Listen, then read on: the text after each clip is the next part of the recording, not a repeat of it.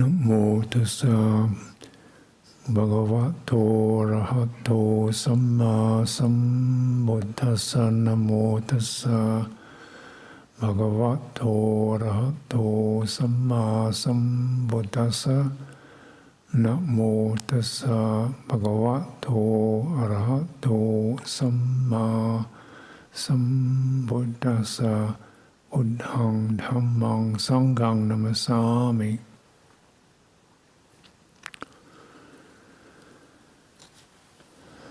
So today I'm going to touch into aspects of Anapanasati.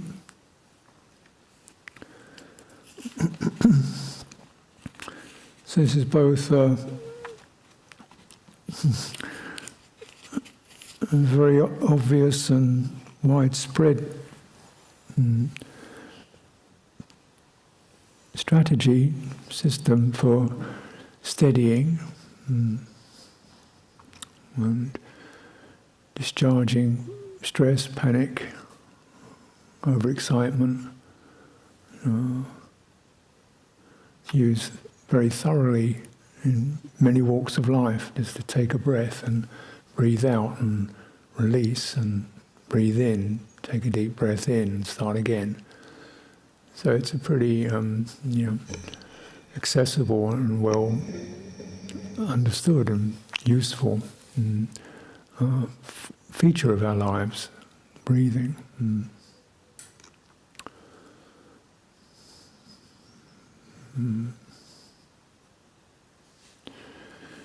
But the Anapanasati Sutta takes this to a very full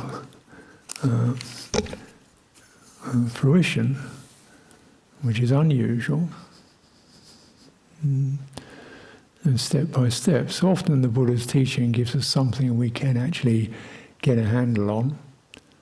Most people can get something, and then gradually getting skillful qualities to gather around that, and then the thing begins to have a certain the skillfulness of the skillful qualities begins to have an effect, and they start rolling things along.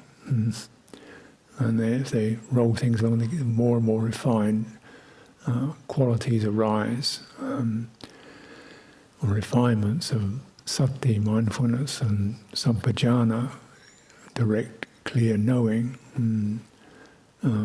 ease, relief, becomes quite refreshing. And so this process, but the but is that the Buddha apparently taught this after the Sangha had been having a 3-month intensive retreat supervised by these great arahants. So it seems this is all the kind of like preparations in a way. And the Buddha said, "Oh, you're doing so well, I think I could introduce you to this." So the full extent of it is not really manageable, I think, by a beginner. Or even, fairly thorough, but really takes quite a lot of development, maturation. But there are key features in it that one can begin to tune into. I'd also like to say that this is not something that's mandatory, the one and only way. What I do find out over years of talking to people, how many the range of skillful means that are applied to steer this citta out of ignorance toward release. So this is one, and I think everybody can get something out of it. And at least what it's suggesting, the processes that it brings in are helpful to bear in mind in any kind of practice one is doing. First of all, being sati itself, on the sense of safety, one is upright, root of a tree, feeling comfortable, experiencing that. Experiencing that externally. And taking that message in. And then just knowing there is breathing. It's not something we have to deliberately do. One of the themes of it is involuntary. It's bodies do this. So the sense of the I am doing it is to be released, moderated, one supervises, attunes, lingers, discerns. But breathing is something that bodies do. And that feeling of just allowing it to come in, allowing it to fill the body, allowing it to completely fill as much as it will, allowing it to pause, allowing it to breathe out completely, letting it all go. So this sense and tuning into that, because there is quite a lot of restriction that can occur around trying to do meditation. This is something doesn't really know it's okay to let it all go at the end of a breath, and just be mindful of that release of energy, release of willpower, release of thought. Often when people are breathing out, something is planning the next in-breath, trying to get it right, to make sure they've really got it. And well, yeah, this is definitely understandable, but this is kind of, we've got to release, when you want to ride a bike, you have all kinds of awkward fumbles and worries, and then eventually you just got to get on the thing and trust your body to tune into it. So part of the happiness of it is that growing ability to just tune in and trust the process and soften those tendencies to try to get it right and, prepare for the next thing and start proliferating on whether you can do it and how long you've got to do it for, and just take 5 minutes, just trusting the process and staying with it. So it does have to be something one clearly discerns, not too difficult to discern.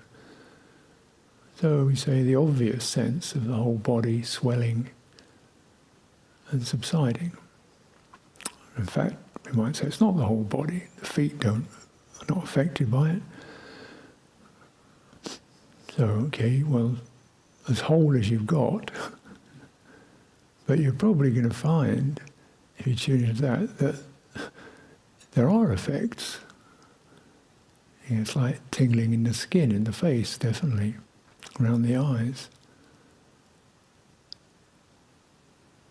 And you do get wider senses of this subtle tingliness that occurs because the breathing is an energy. And we're not talking about breath.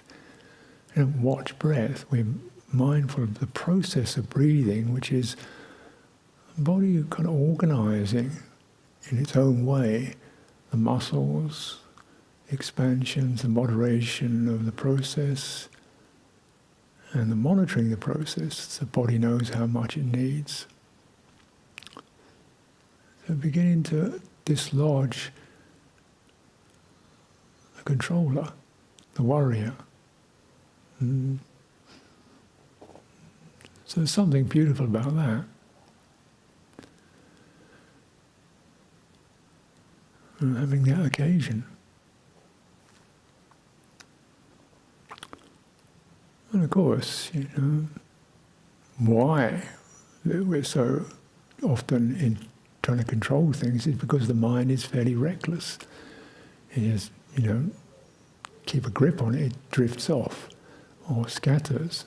So it does take kind of a multifaceted training and approach to, which I think is what these monks were doing over that time, to really, moderate, restrain and cool one's inclinations and habits. So mind is more sensitive and receptive and doesn't run off too far. If it does, we can breathe it out.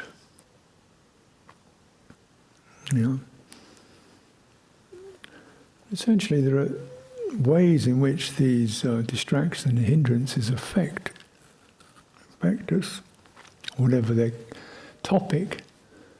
In ones that flare up and rush out, some passions, fascinations, and these you kind of breathe out. You sense that energy picking up. As you pick up, sense that, and you catch that, and okay, drop the topic, just take a breath, let the breathing breathe out, without adding a whole lot of mental comment on the topic. Just meet the energy which has got excited and release. So always that returning in that way.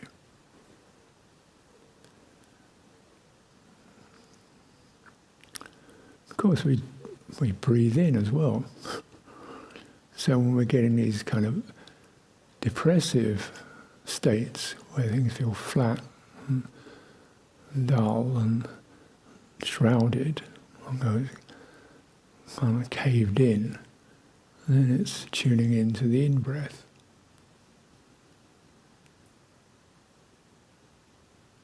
The fullness of it.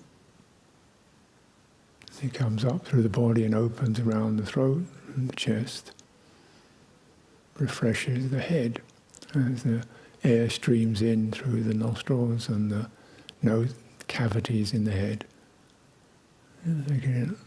So tuning into that. So these are very simple, perhaps,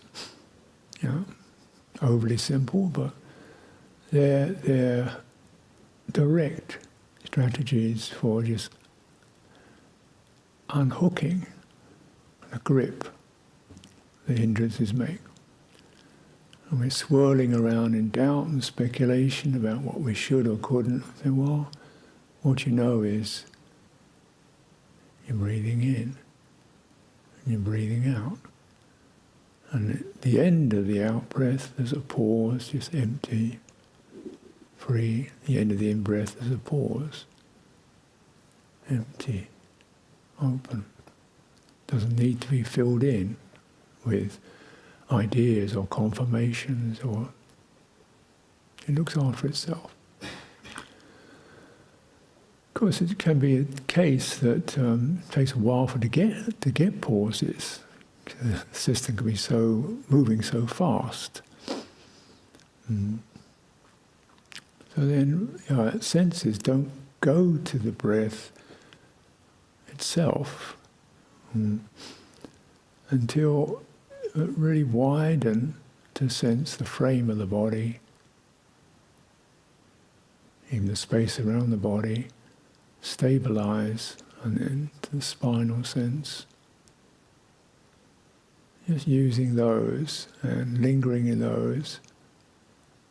So you take your attention away from an energy that's got locked into this very fast patterns, or stirred up patterns. So you can widen your focus. And sati permits all this because we're keeping one theme in mind, which is stability, and supporting a very natural process. So I never recommend people rush in on it or try to grab it, but you wait till the body kind of allows you in, by sensing the frame of the body, the space around it, and how open it all is. And the ground beneath, how steady and stable that is. And these have a steady, calming effect in their own right. When the citta picks up those signals, it does tend to regulate, calm down. Body seems to sense that, and then it steadies. Now, often these kind of reflex energies are very fast-moving minds, and because of our psychological environment is fast-moving, calculations and strategies, so we need to kind of really bear in mind that right now it's not there. Right now you're living in the refuge. Right now you've taken refuge with the triple gem, timeless, encouraging, gladdening, straightening. You've got to keep going back to that. And things will begin to ease up. And right there's a discarding, a useful discarding of unhelpful energies and mind states. Just in that much, one will have benefited. Because what it does, it provides a kind of distinct separation from these sankharas, these compulsive ones, these mentally and emotionally, karmically induced ones. You've got something that bodies do, rather than just mental fermentation. So it gives you that stepping back without blocking or obstructing, but just stepping back as that. Then the discarding, the fascination, the analysis, the speculation around what one's compulsive energies are doing. A lot can be gained, a lot can be benefited from that, for doing that just that much as a regular thing for over years. And as there is that steadying the body, you begin to sense the body more fully. The skin, even energies moving down the legs, the breathing. A sense of lightness can be experienced.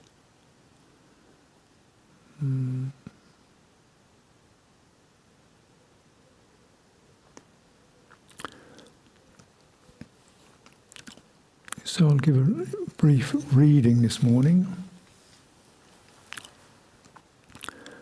Namo tassa bhagavato arahato samma sambuddhassa. Namo tassa bhagavato arahato samma sambuddhassa. Namo tassa bhagavato arahato samma sambuddhassa.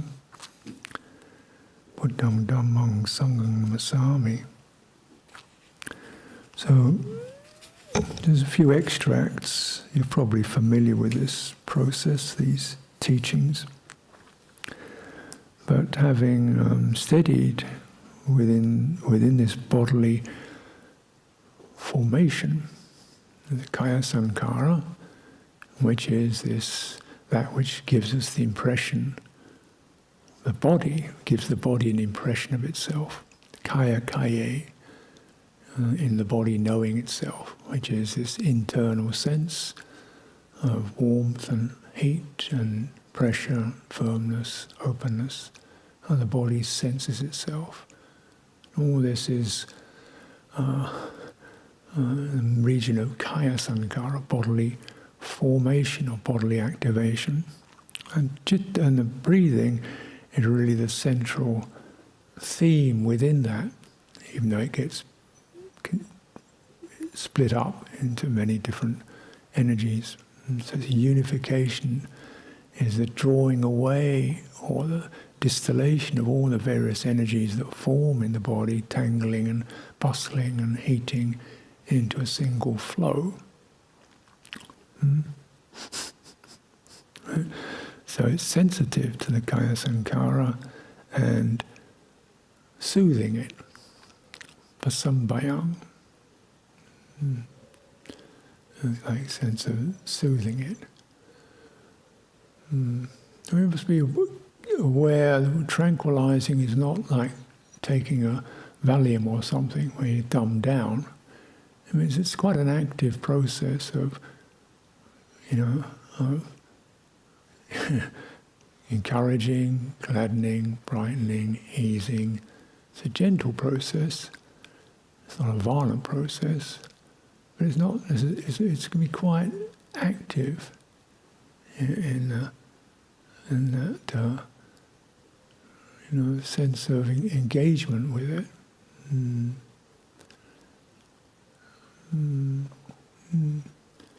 How does that occur?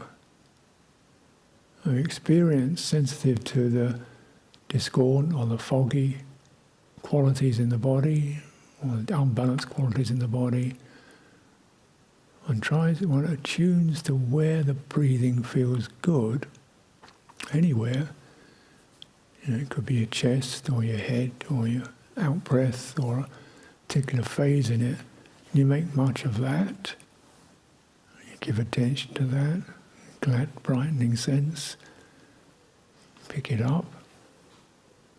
You pick it up, it becomes the dominant characteristic, dominant feature.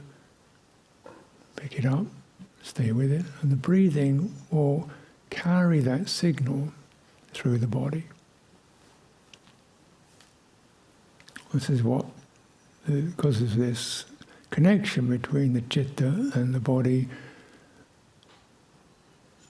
if we tune in with our hearts, attentions, awareness to where there is a comfortable, easeful place or point of reference in there, could be a moment even, that moment when I finally let the breathing really come in, with a slight gladdening effect. And you tune into that. It's a signal, a nimitta. And you pick up that nimitta, that signal. Oh yes, like this. Acknowledging my heart feels quite bright and relieved. And staying with that. And letting the breathing carry that message through the body. It's like a certain cleansing effect. But we have to find a place in all this where it does feel comfortable. You can't do it by because it's skillful states that do it, you see. It's not some person doing it, it's skillful states that do it. So you have to find one. Pick up the energy of it, tune into that. It could be a state of patience, a state of openness, where the citta feels slightly more lifted. And then you tune in how the body is there and breathe through that. Happier, more agreeable, more comfortable, more fluid moment, state, and that will make it greater. It will gradually drip and pervade through the foggy or the tight areas in our embodiment. It's pasambayam. It's not just throwing a blanket over a parrot in the cage. It's something much more skillful and fine-tuned than that, in my estimation, my experience. So then this is the sense in which there can be this lifting, rapture. It sounds a very extreme sense, and for some people it can be. It's essentially like I liken it to when you have you have a boat on a beach, and the tide comes in, and gradually lifts the boat. And it says, "Oh, I'm not doing it, something's lifting. Hey, that's nice." When you get that, oh, lifting. Naturally, some people are much more emotionally tuned in or sensitive to this. Other people not much, but there is a shift from the emotional tone, and the bodily tone becomes lighter and more. You feel, oh, this thing actually lifts by itself. Oh, yeah. So this allows for what's called the tuning into the citta sankhara, which is that way in which the citta is affected by this. It does feel lifted. It does feel, oh, and it's not through me doing it. Something happens. So we pick that up and we return. How did that happen? Where was that happening? What was the process that brought it around? Oh yeah, that piece, letting it go. That piece, firming it up. Yeah, so involved training. Sensitive to the citta sankhara, emotional tonality. It's a little wider than just emotion. It means the whole reflexive, sensitive, reactive, whether we're jumpy or gloomy or sort of fragile, febrile, or very robust and a bit rough, that kind of thrust of the heart or faltering of the heart or sinking of the heart. And sensitive to that, then one does the same thing, soothing, pasambhayam, citta sankhara. So it's soothing it. Doesn't mean eliminating it, soothing it. So that the kind of compulsive, or we might say karmically programmed reflexes we might have, our abruptness or our impatience or our depressive sense or our intoxication, we get a bit giddy, maybe somebody who flies up quite giddy, or somebody goes gloomy or whatever. These karmically programmed reflexes, you begin to steady and soothe it and ease those out. You've got something much more tuned in. It's still responsive, but it's now tuning in through cleared these effects, these influences, and then thoroughly sensitive to the citta, patisamvedi. It's translated as experiencing, which is one way of looking at it, but when you look at the way the word is constructed, pati means thorough, sam means completely, and vedi is associated with feeling. So I think thoroughly sensitive to is perhaps gives you a richer sense. Those are different translations, and you use what seems to work. But as we're working with something that's extremely sensitive, reactive, and emotive, sensing this kind of really quite volatile quality, a receptivity that can shimmer. And the Buddha said it shimmers so quick, I can't even find a metaphor to describe how quick that shifts. It can, in a hair, a fraction of a second, it can tip and tilt. We're sensitive to that.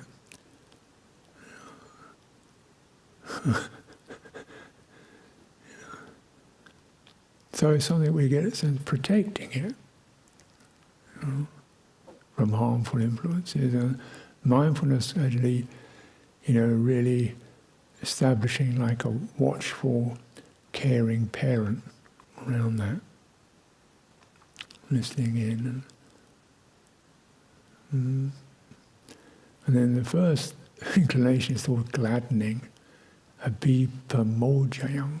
Pamoja, glad, associated with mudita, appreciation, a sense of enjoying, and abhi, higher. So it's a kind of lofty or noble or enjoyment. It's not a kind of squalid, it's something that's lifting, uplifted enjoyment. Oh, beautiful. It's encouragement. It's almost causing the citta to expand, not carelessly, but almost luxuriate, opening into itself. Oh, yes. How amazing it is to have this refined sensitivity. How beautiful. And encouraging. And then samadham, stabilizing, steadying, unifying. So the citta is then firmed up. Gladdening and firming into a resolute state, so that these vimokkayam,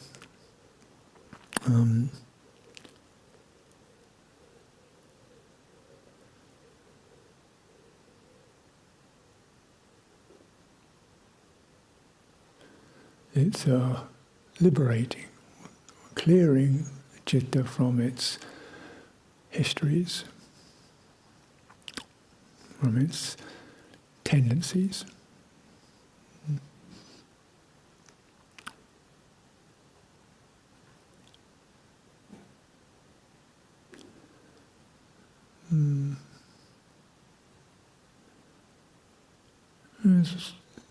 So this is already a lot.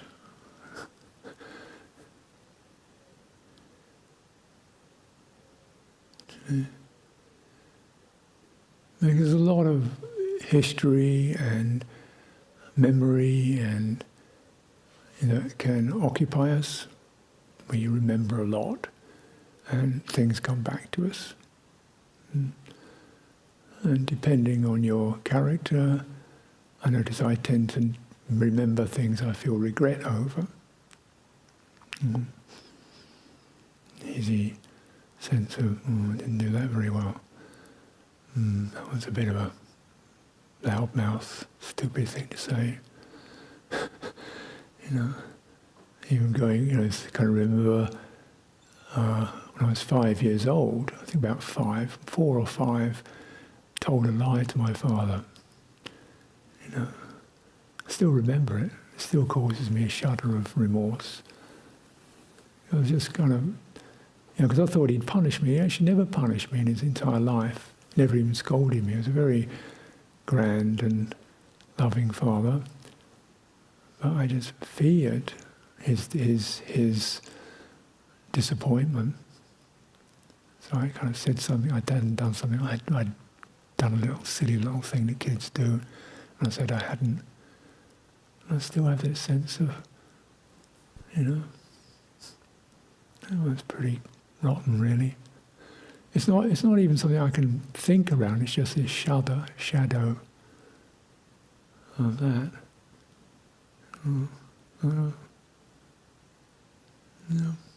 Even though, I could deliberately consider the many occasions when I offered a lot of love and respect and service to my dad. They don't jump up. What jumps in is these little shadows. If I get on the shadow path, I can just do a track of all the things I can find fault with myself over the years, particularly, in this life. High standards are very high.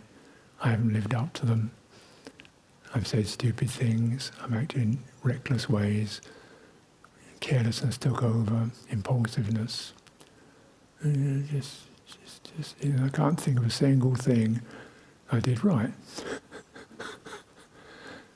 Actually takes a little bit of, wait a minute. So it's not a reasonable process.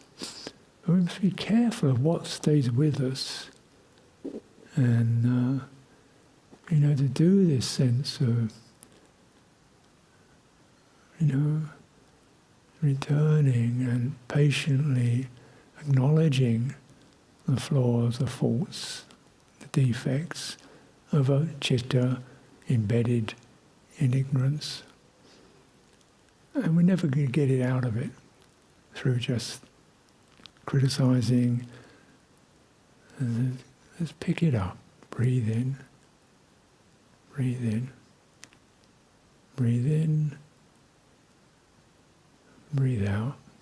With whatever the emotional tone is that helps one to say, now we try again.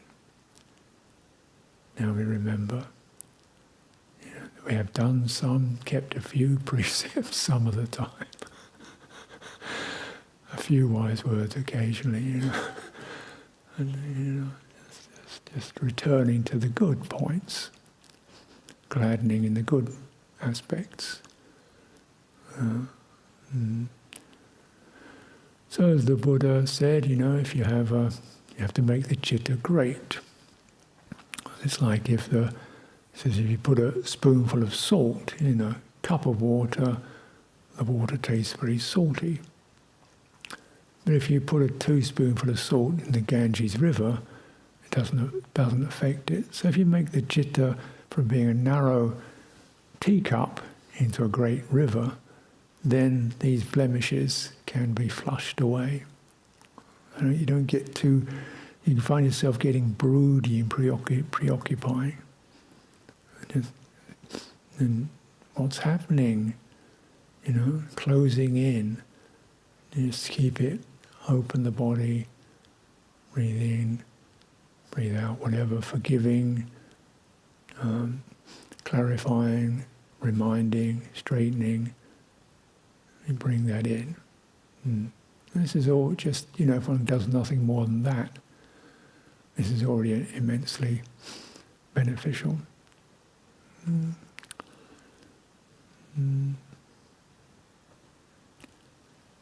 through this concluding sequence, which is more the insight, which is the reviewing of the process, where the language changes to witnessing, all this is changeable. Not really a permanent entity, not a fixed thing. Therefore, who's that? Who's the fixed person? There is no fixed person. There are mental factors and personality factors and karmic conditions. And it's both humbling and freeing.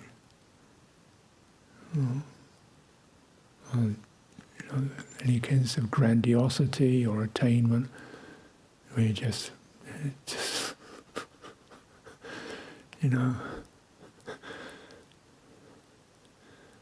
just let it. It's that sense you don't want.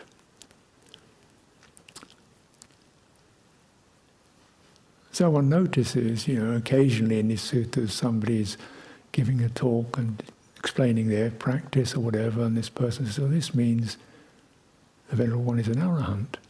And the person says nothing. Can't deny it, it's not going to affirm it, it's just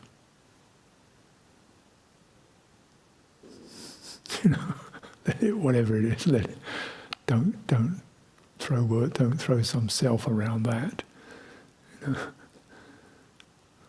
So that Nicca, viraga, dispassion, not getting excited or intense, nirodha, ceasing, the ceasing of these strategies that would tend to form a self. There's no, so it's not elimination of a self, it's just the non-forming of the strategies of self-referencing,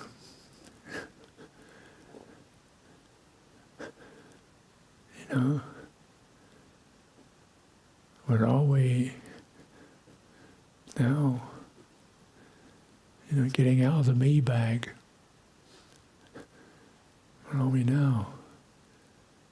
Don't keep adding it up. Don't keep doing maths on what you are and aren't. Can you get that? Can you refrain from it into that unnameable, that relief from personal statement? Not just the explicit one, but the implicit ones, the one that makes it to oneself about who you are and what you're not, and what you could be. Why do we need to keep doing that? How useful is it? So certainly we acknowledge defective conditions blurred by hatred, greed. We notice those arising, subsiding. We have space for that. We notice qualities of gladness, of brightness. We create space for that. Energies, excitement, energies. Then what happens is the beneficial energies will tend to settle into the body. Negative ones got nothing to feed on.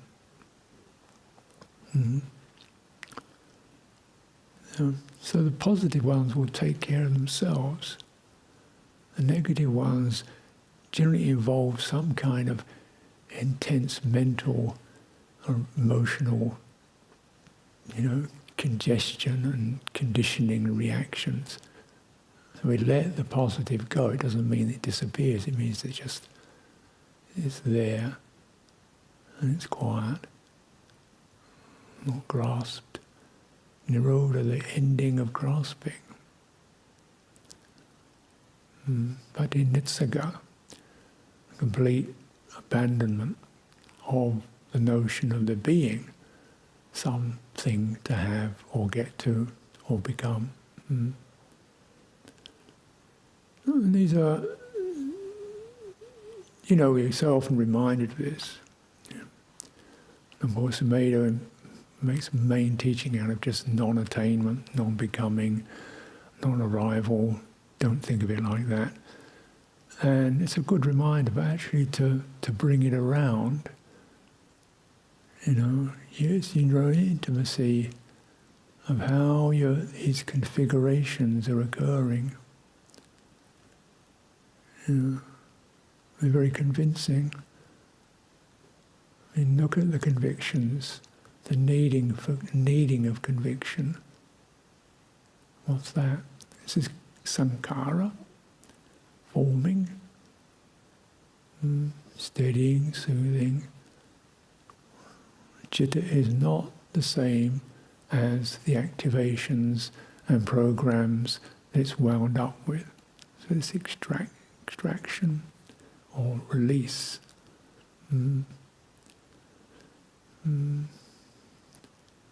So this process, and when we contemplate these process in terms of satipatthana, it says, contemplate the citta in this state, in that state, doing this, doing that, occupied with this, shaped by that, gone great, gone flat.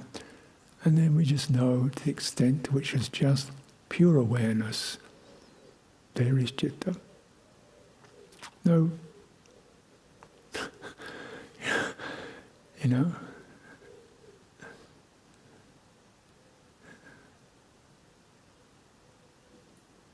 So all the differentiations, we've ceased getting intoxicated or aggravated by them.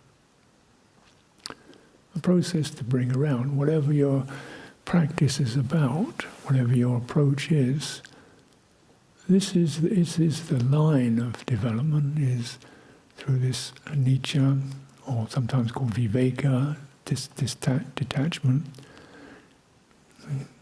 dispassion, ceasing, relinquishment.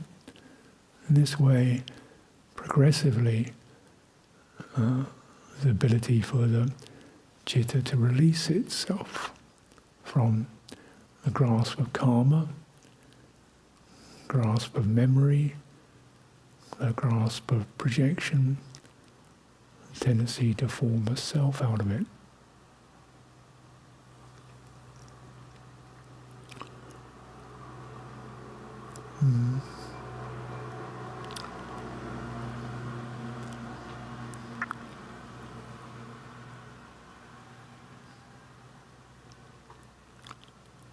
We make it available. So breathing's going on all the time. And as we move around, it's always it's sort of like that tonality that you can sense within your body happening all the time, that tonality.